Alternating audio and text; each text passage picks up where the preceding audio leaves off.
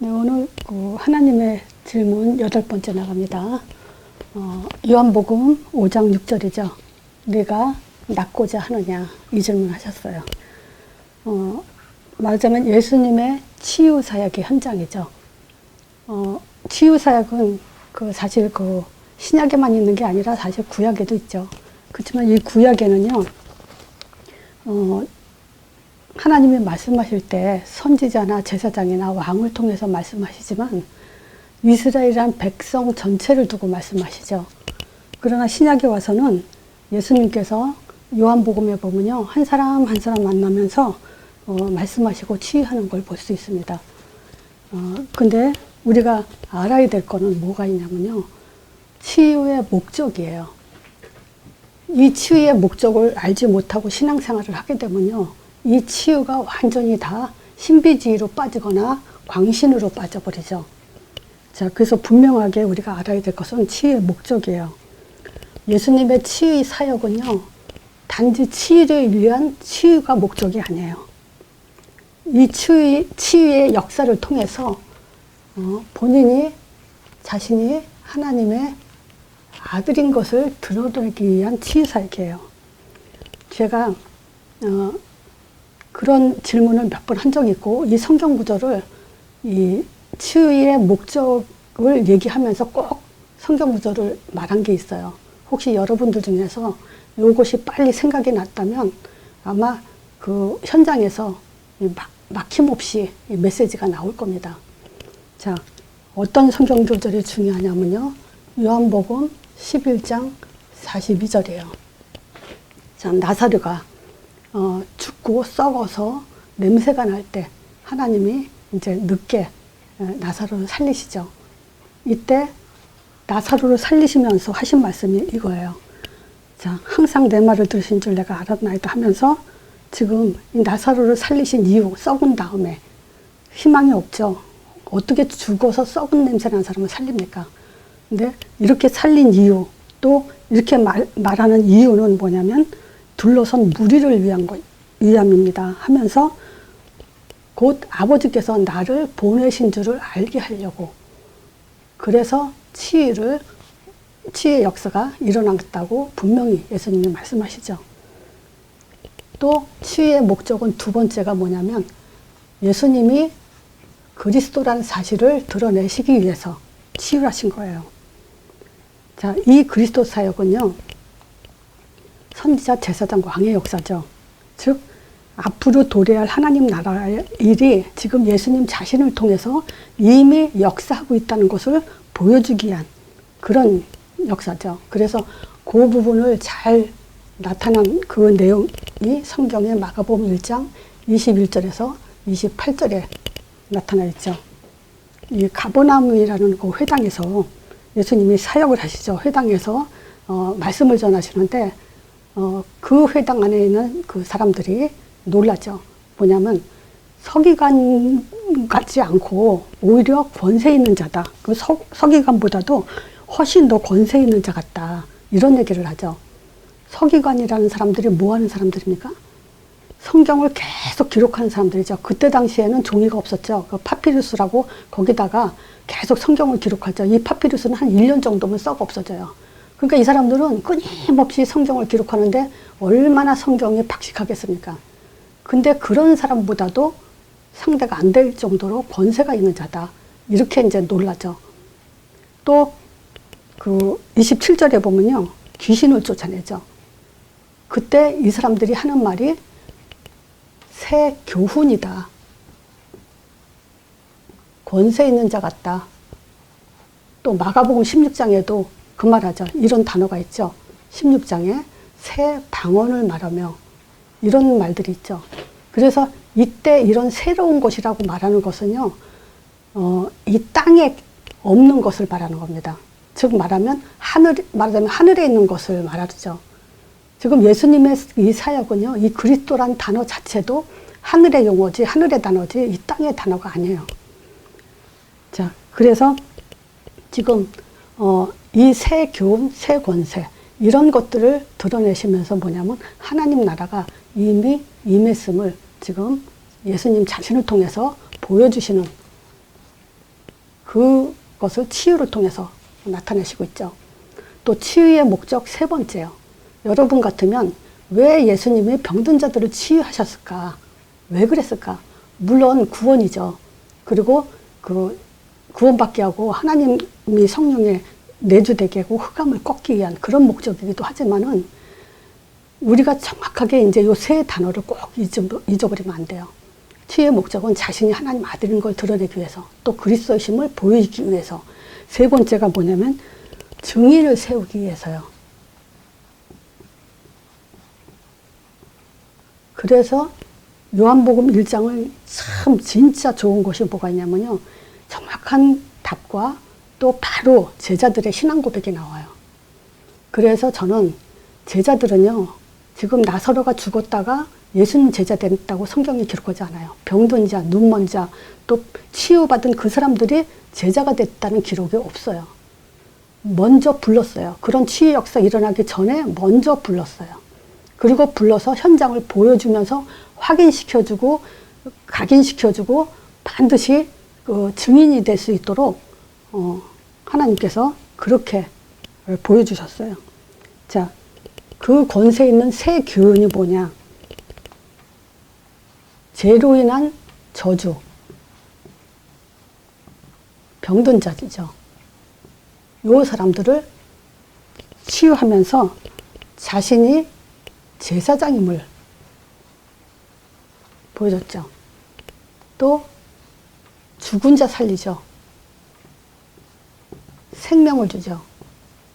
자신이 선지자, 요걸 보여주시죠.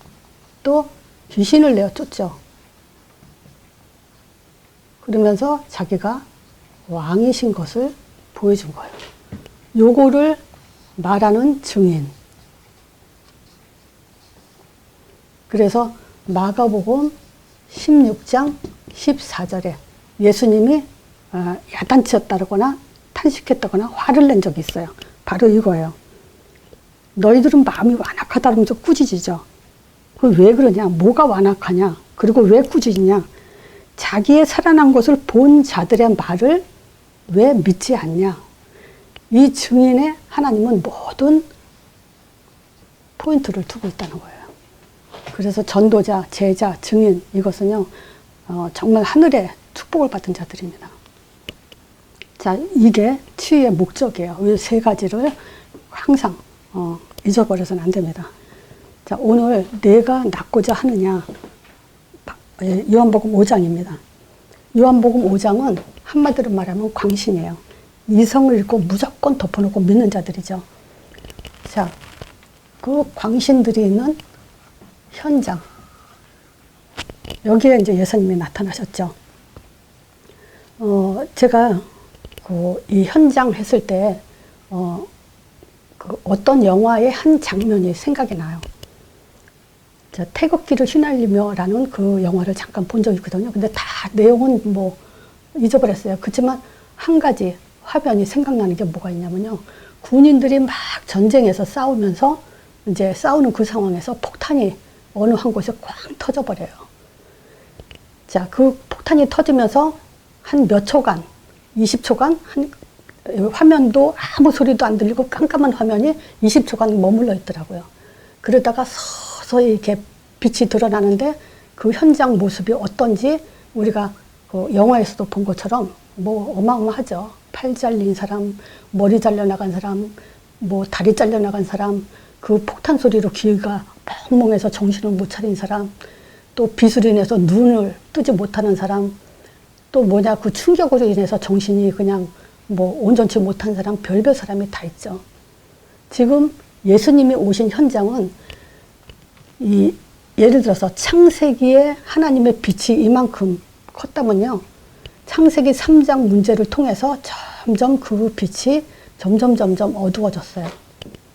말라기서를 통해서 말라기서를 끝으로 이제 예수님이 오시기까지 400년 동안 암흑기가 있었죠. 여기는 왜 암흑기라냐? 선지자고 뭐고 예배고 신앙생활을 할 수 없는 그런 상황이에요. 가장 깜깜할 때 예수님이 이제 오셔서 이제 현장에 이제 빛을 점점 비춰지는데 결국 땅 끝까지 복음이 이제 전달되는 그런 상황이 오죠. 지금 그 모습이에요. 예수님이 깜깜한 곳에 이 현장에 와 보니까 이 지금 세상 사람들이 어떤 모습이냐. 마가복음 5장에 지금 잘 나와 있어요. 병자들. 어떤 자들이냐. 소경, 절뚝발이, 혈기 마른 자, 38년 된 병자. 또 많죠. 사복음서에 보면은 뭐 안진뱅이도 있고 귀머거리도 있고 혈류증 걸린 여인도 있고 말하자면 모든 병자 집합소. 이게 지금 현장이에요. 자, 이 병자들의 특징은 뭐죠? 광신, 신비주의 또는 광신. 덮어놓고 믿고 덮어놓고 치유받고 싶어하는 그런 모습이 지금 그 요한복음 5장에 잘 나와 있죠. 그러니까 지금 전설에 의해서 이 사람들이 여기 지금 어디냐면요. 그 예루살렘의 베데스다 못이라는 곳이에요. 거기에 이제 행각이 5개가 있는데 지금 이 사람들이 믿는 것은 뭐냐면 가끔 천사가 내려와서 그 연못의 물을 이렇게 마르게 해요. 그 물이 없을 때 사람들이 거기 들어가면 병이 낫는다라는 그런 신앙을 갖고 있는 거예요. 그러니까 전설 같은 그런 것을 덮어놓고 믿고 지금 기다리고 있는 거예요. 예수님이 이런 현장에 오셨어요. 그러면서 질문하신 거예요. 치유요. 예수님의 치유의 방법. 질문하셨죠. 네가 낫고자 하냐? 당연히 낫고 싶죠. 근데 왜 물어보셨냐? 인격적 만남을 원하세요. 원하지 않는데 하지 않으세요. 자, 그러니까 당연히 낫기를 원한다고 하죠. 그러니까 일어나라 그죠. 내 자리를 들고 걸어가라 했을 때 여기서 이 질문에 하나님이 원하시는 것은 뭐냐? 순종이에요. 이 순종과 믿음은 같은 거죠. 자, 일어나 걸었을 때 이제 예수님이 하신 말씀이에요. 14절에 지금 이 병, 38년 동안 그 질병으로 고통받은 그 원인이 바로 죄라는 것을 하나님이 밝혀주십니다. 자, 이제 일어났죠. 근데 예수님이 뭐라 그러냐. 더 심한 것이 생기지 않게 죄를 짓지 말라 그래요. 그러면 그 죄는 뭐냐? 당연히 하나님 떠난 죄. 이것이 죄죠. 두 번째, 자범죄도 죄예요. 이 자범죄는 어떤 영향을 주냐? 그 하나님의 욕되게 하는 죄, 복음을 욕되게 하는 죄, 망신 떠는 죄, 이게죠. 자, 우리가 사역자들이 또 이런 수가 있어요. 우리는 어차피 하나님 영광을 위해서 살고 하나님의 영광을 드러내기 위해 살잖아요. 그렇다면요, 내가 가는 모든 인생의 과정도 하나님께 영광이 되게 해야 돼요. 내가 전도자라고 하면서 무조건 한다고 해서 그것이 하나님 영광이 아니에요. 누가 봐도 하나님의 사람으로서, 하나님의 사역자로서, 하나님의 제자로서 인정받을 만한 그런 과정 속에 인생을 살아야 돼요. 자, 그러니까 결국 뭐냐. 내가 전도자다, 제자다, 세계복음을 한다 하면서 자범죄 속에서 하나님을 더 욕되게 해서는 안 된다. 우리는 그걸 명심해야 됩니다. 그래서 하나님이 원하시는 것도 그거예요. 더 심한 것이 생기지 않게 해라. 그 죄를 짓지 말라 그러죠.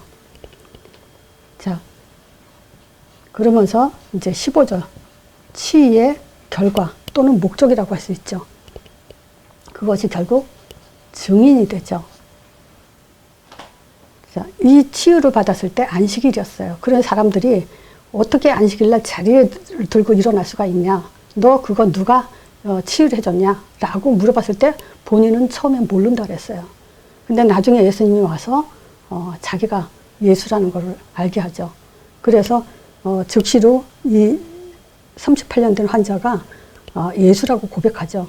유대인들에게 가서 자기를 고친 이는 바로 예수다.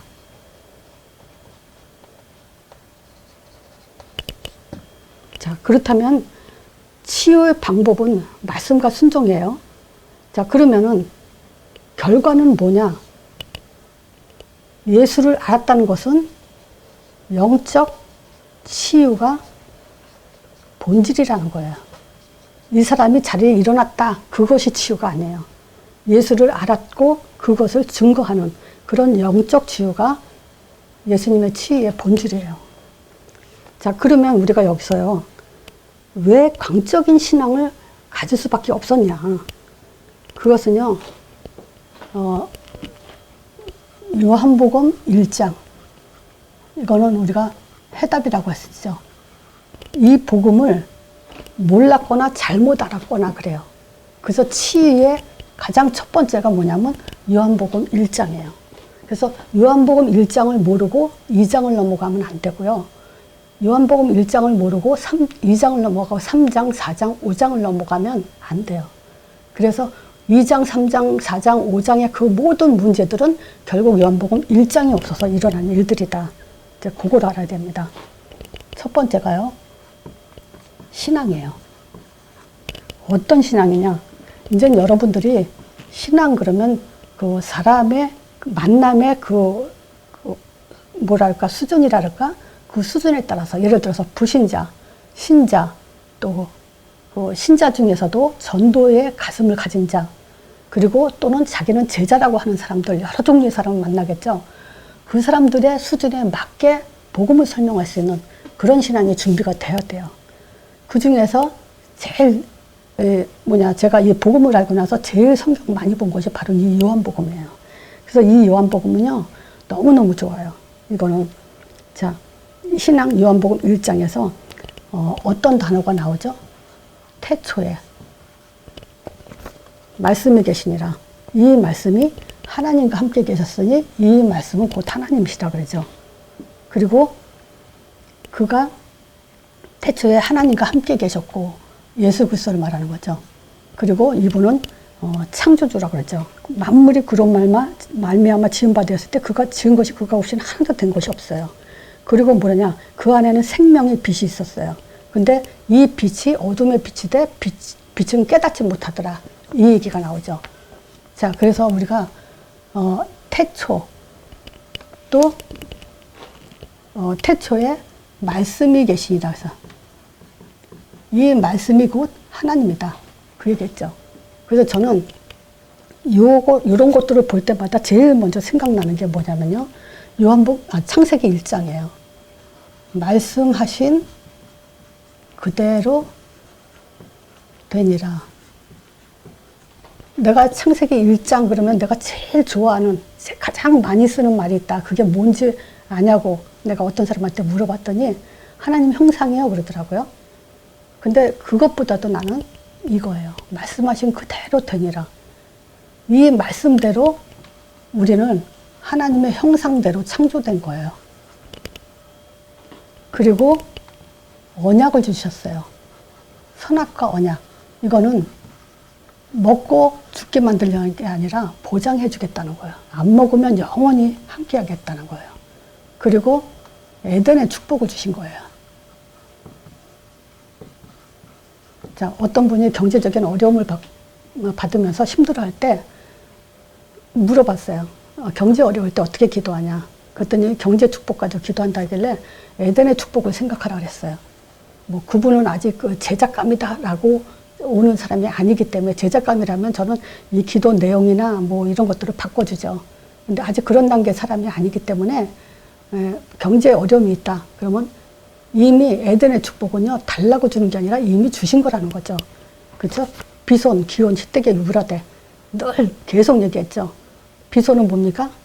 금이 들린 거, 경제 축복, 기혼, 항상 앞선 자, 경기하는 자, 항상 앞선 자, 또 형통한 자, 비옥한 자 이런 축복을 사방으로부터 받게 또는 그것을 에덴 동산으로부터 흘러내려서 온 세상에 퍼져나가게 그 축복을 우리를 통해서 주신 거죠. 우리에게 주시고 우리를 통해서 세상에 가게. 자, 이 태초에 지금 하나님의 말씀으로 우리는 이미 보장된 그런 사람으로서 축복을 받았죠. 근데 여기에 무슨 단어가 있냐? 요한복음 1장에 어두움이요. 자, 이 어두움은 세 가지로 말하면 돼요. 그것이 뭐냐? 창세기 1장 2절에 혼돈이요. 자, 혼돈하다는 건 뭘 말하죠? 답이 없다는 거죠. 답 없으면 혼란해요. 복음 없으면 혼란합니다. 복음을 알면 알수록 우리의 정신은 맑아지고 깨끗해지죠. 단순해지고요. 자, 어느 정도 혼돈하냐? 예수님이 자기 땅에 오는데 자기 백성이 영접하지 않아요. 이 말을 다른 말로 뭐냐? 복음을 말해줘도 못 알아들어요. 복음이 왔는데 못 알아봐요. 또 오른쪽으로 가라는데 굳이 왼쪽으로 가요. 더 혼돈은 뭐냐? 틀려도 틀린 줄 몰라요. 그보다 더 혼돈은 뭐냐? 틀린 거 알면서도 계속 가요. 그래서 어쨌든 답 없으면 마귀짓 한다. 몇 주 전에 우리 목사님이 말씀하셨죠. 교인들은요, 설교를 100번 들어도 복음이 각인 안 되면 마귀짓 한다. 지금 아마 이 얘기를 내가 하면 사람들은 귓등으로도 안 들 거야. 근데 담임 목사가 얘기했다. 듣겠죠. 근데 진짜예요. 많이 봤어요. 제가 이 사역을 하면서 복음 뿌리 못 내리니까 결국은 마귀짓 하는 거 진짜 많이 봤어요. 이런 것이 사실은 진리예요. 다른 게 진리가 아니라. 명심해야 됩니다. 자, 그리고 공허해요. 아무리 해도 채워지지 않는다는 거죠. 아무리 해도 한계가 온다는 거죠. 무슨 짓을 별짓을 다 해도 행복하지 않다는 거예요. 성경이 그렇게 말하고 있어요. 그래서 어떻게 되냐? 흑암에 잡히게 돼 있죠.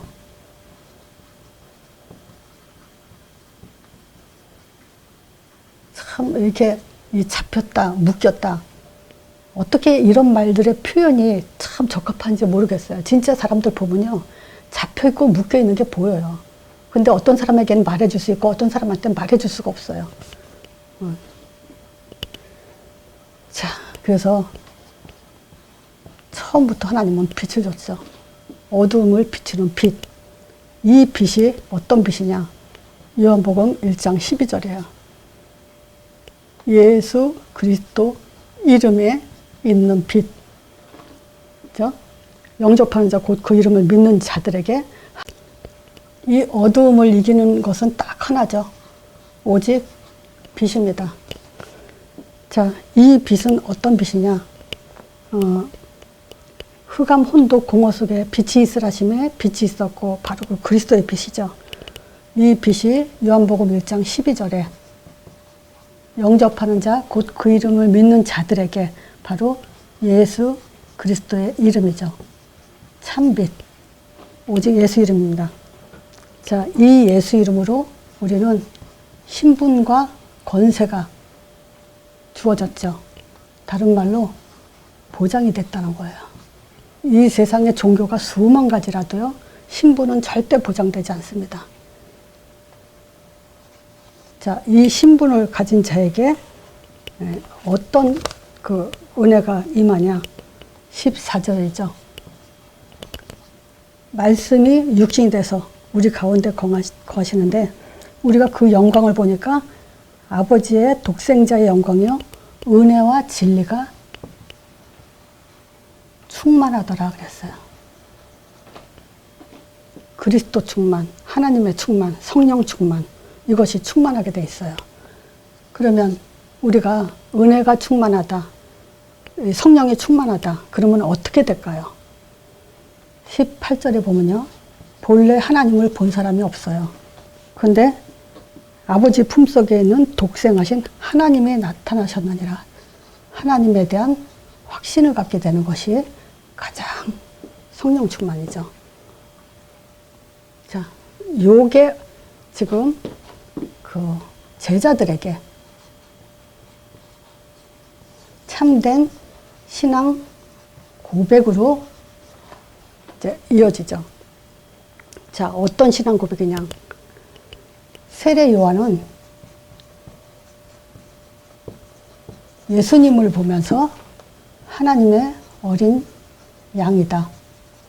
하나님의 아들이다. 이 고백을 했어요. 제가 언젠가도 흑암 결박에 대해서 얘기했을 때 우리는 사단 결박이 아니라 신앙 고백이 사단 결박이다라고 말한 적이 있을 거예요. 즉 우리가 예수님은 하나님의 어린 양이다 하는 순간에 흑암은 무너지게 되어 있습니다. 자, 이 세례 요한은 이런 신앙, 하나님 어린 양이라는 고백을 했고, 또 그 안드레라는 사람 있죠. 이 안드레는 지금 자기 형제 베드로한테 가서 내가 메시아를 봤다. 이런 고백을 하죠. 또 예수님이 가나안을 가는 도중에 이제 빌립을 만나요. 자, 빌립을 보고 날 따라오너라. 그러죠. 따라가면서 예수님에 대해서 깨닫죠. 어떻게 깨닫냐. 모세가 율법에 기록했고 모든 선지자들이 기록한 그 일을 내가 만났는데 나사렛 예수다. 요 고백을 누구한테 했냐. 나다나엘에게 했어요. 그랬더니 나다나엘이 뭐라 그러냐. 나사렛에서 무슨 선한 것이 나냐 라고 물어보죠. 또 빌립이 그래도 와보라고 하니까 따라가죠. 근데 예수님이 멀리서 나다나엘을 보면서 이 사람은 이스라엘의 참 사람이다.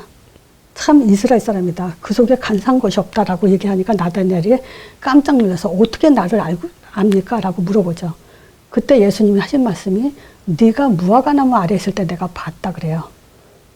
자, 이 무화과나무에서 봤다는 말은 무슨 말이냐면요. 이스라엘 사람들은요, 무화과나무 아래서 성경을 이렇게 묵상하고 예배 보고 기도하고 그랬거든요. 그러니까 그때 하나님이 보셨다라는 얘기를 하니까 그때 나다나엘이 예수님은 당신은 이스라엘의 왕이십니다. 이렇게 고백하죠. 그리고 하나님의 아들이십니다. 라고 고백을 합니다. 그랬더니 내가 무화과나무 아래서 너를 봤다니까 믿냐 이런 얘기를 하시죠. 자, 바로 서론에서도 내가 말씀드린 것처럼 요한복음 1장에 이 고백과 동시에 이제 제자들을 불러내면서 이 신앙 고백이 먼저 기록됩니다. 자, 그리고 요한복음 2장을 볼게요.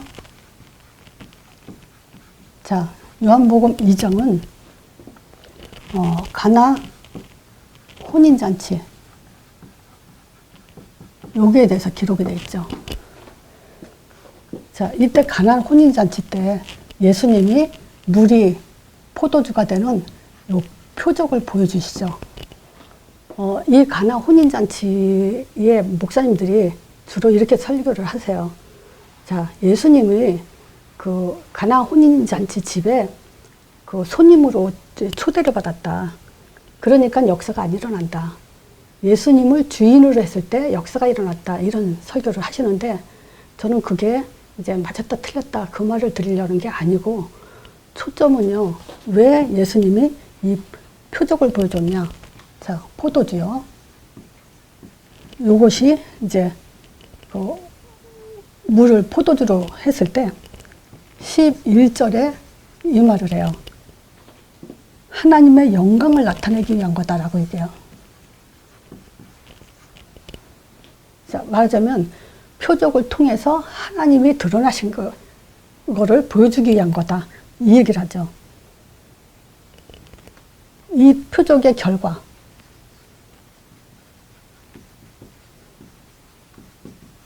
결과를 보니까요.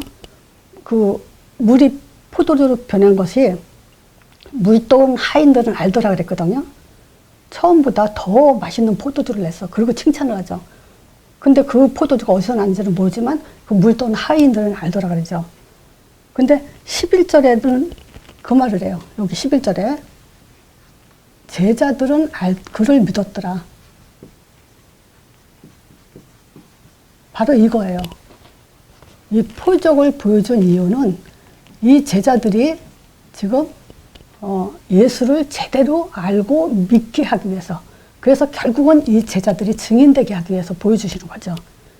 그래서 목적은 그겁니다. 간단하게 자기를 드러내기 위한 역사예요. 자, 그리고 성전 정화시키죠. 이 성전이 지금 어떤 꼴입니까? 장사꾼으로 지금 득실되는, 그 말은 뭐냐면 이 성전 안에서 예배 드려야 될 그런 중요한 사람들이 지금 이 복음을, 이 예배의 본질을 놓치는,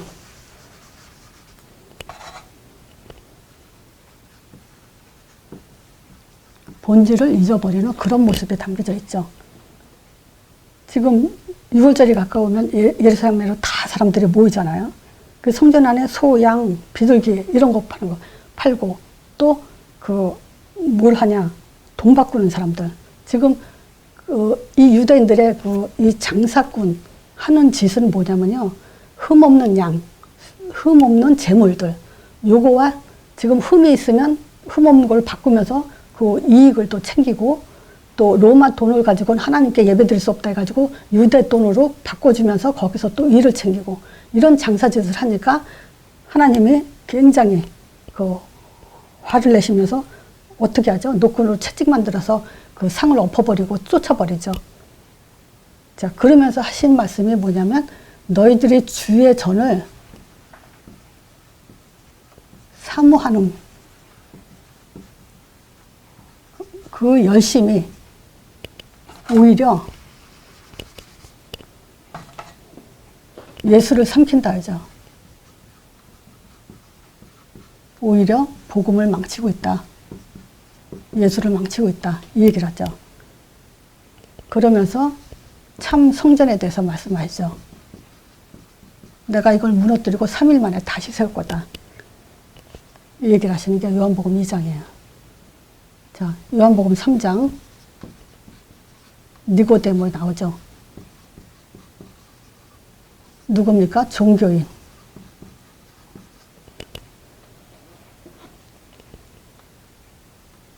참 이 성경을 보면서 참 안타까운 게 뭐가 있냐면요, 이 니고데모가 거듭남에 대해서 몰라요.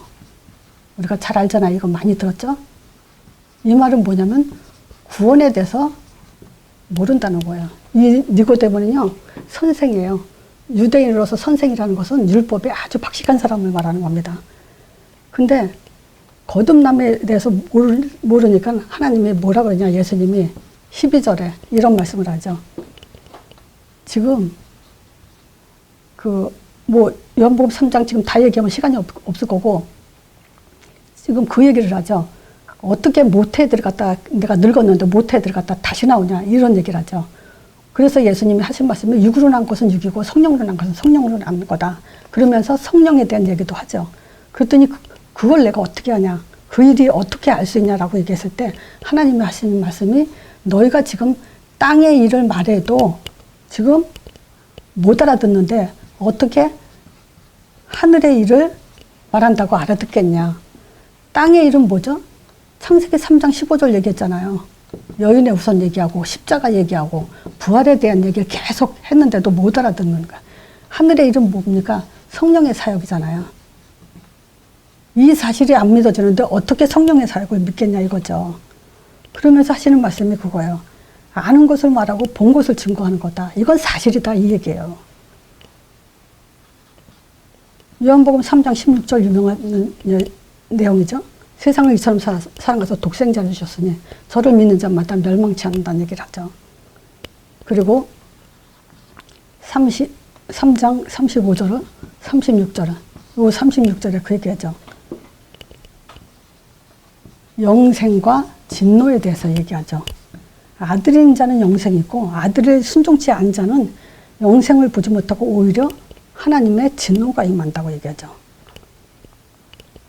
자, 요한복음 4장 사이비 종교. 사이비는 뭡니까? 이것도 신앙의 본질을 놓친 걸 얘기하죠. 사마리아 여인 얘기 우리는 많이 들어서 알죠.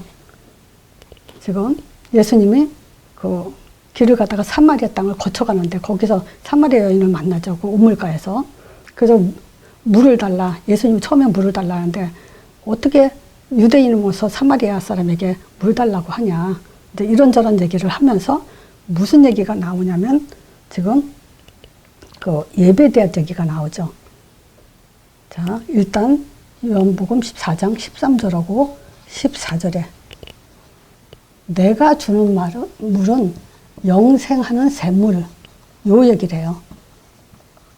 영원히 한 번 먹으면 영원히 목마르지 않은 그런 영생하는 샘물을 얘기하면서 예배랑 이어지는 얘기가 나오죠. 자, 이 여자가 뭐라고 얘기하냐면 당신네들은 말하자면 유대인들은 예루살렘에서 예배드리는데 우리는 저산에서 예배드린다 이런 얘기를 하죠. 그럴 때 예수님이 22절에 이런 얘기를 하죠.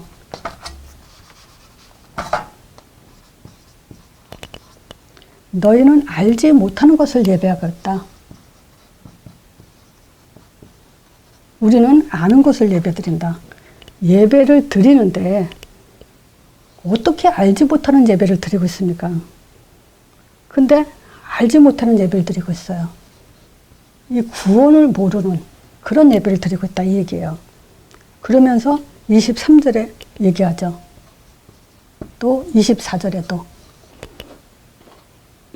지금 아버지께서는 참으로 예배한 자를 찾죠. 그래서 신령과 진정으로 예배할 때가 온다. 근데 곧 이때다. 우리가 예수님을 만난 때가 그때죠. 자, 그러면서 이는 자기에게 예배한 자를 하나님은 찾으시는데 하나님은 영이시기 때문에 신령과 진정으로 예배하는 자를 찾으신다 얘기하죠. 자, 그러니까 지금 제가 왜 4장까지 얘기했냐. 5장에 지금 광신이 나온 이유를 지금 말씀드리는 겁니다. 저쪽으로 다시 갑니다. 자, 보세요. 치유를 받으려면 요한복음 1장 예수 이름 한마디로 말하면요. 신앙 고백이 뭐냐. 다 하나님의 어린 양이다. 지금 그리스도다. 메시아다. 또 나사렛 예수다. 결국 다 무슨 얘기입니까? 한마디로 말하면 예수 이름을 말하는 겁니다. 자, 예수 이름을 모르고 믿으면 광신이 되죠. 자, 요한복음 2장에 하나님의 표적을 모르면 하나님이란 증거를 모르면서 예배드린다. 또 치유받으려고 한다. 그것이 바로 광신이죠. 요한복음 3장에 니고데모 구원이 뭔지 몰라요. 거듭남이 뭔지 몰라요. 그런 종교 생활은 결국 광신, 종교인이죠. 요한복음 4장에 알지 못하는 예배. 알지 못하는 예배. 즉 무슨 말이냐. 구원, 영생을 알지 못하는 예배. 그러니까 결국 5장에 광적 신앙이 될 수밖에 없다는 거예요. 자, 내가 낫고자 했냐? 그러면 이제 예수 이름을 알아야 낫습니다. 하나님의 증거, 표적을 알아야 돼요. 구원을 알아야 되고요. 예배가 뭔지 알아야 돼요. 그래야 진정한 치유가 되는 겁니다. 그래서 하나님이 현장에서 사복음서 어디나 환자들을 치유하고 병든 자를 치유한 것은 결국은 궁극적인 목적은 뭐냐면 영적 치유를 위한 겁니다. 그래서 내가 낫고자 하느냐의 본질은 영적 치유다. 자, 그래서 이번 주에 이제 그 요한복음 1장부터 5장을 읽으시면서 1장은 뭐냐? 해답, 복음, 영적. 저는 그래요. 1장 그러면 일단 요 세 가지를 꼭 놓치지 마세요. 1장 12절, 14절, 18절.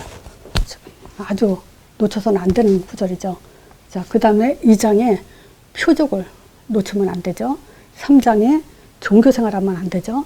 4장에 사이비, 잘못된 신앙 가지면 안 되죠. 5장에 광적인 신앙 실패하죠. 그래서 1장 모르고 2장, 3장 올라가는 것이 다 지금 잘못된 신앙이다. 그래서 하나님은, 예수님은 실제 오셔서 1장, 2장, 3장, 그러니까 2장부터 만남을 통해서 다 치유해 나가시는 그런 내용이 바로 요한복음입니다. 자, 이걸로 마치겠습니다.